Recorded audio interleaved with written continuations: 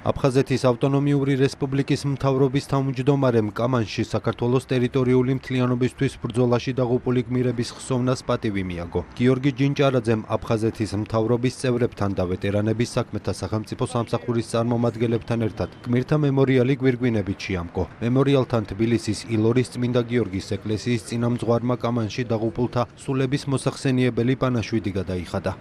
პატივი მივაგეთ კამანის ტრაგედიის გმირებს, რომლებმაც მაგალითი მისცეს ჩვენს თაობას მთელ საქართველოს. ის პოლიტიკა, რომელიც ჩვენს ხელისუფლებას აქვს, ეს არის ნდობის აღდგენა და შერიგება, ეს არის უპირველესი და მე დარწმუნებული ვარ, რომ იმ ადამიანებმა, რომლებმაც ჩვენი საქართველოს გამო, ჩვენი ქვეყნის გამო თავი გაწირეს, ის იდეა იქნება აღსრულებული. საკმაოდ ბევრი თარიღები აქვს ჩვენ უახლოეს ისტორიაში, სადაც სამაგალითო გმირების მოწმეები ვყოფილ ვარ და სამაგალითო და ძლიერი ბრძოლების გადამტანები ჩვენი ქვეყანაში.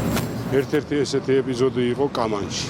დიდება გმირებს ყველა იმ ადამიანს, ვინც ჩვენი ქვეყნის ძლიერებისთვის და თავისუფლებისათვის იბრძვის და იბრძოლა და შესწირა თავის თავი.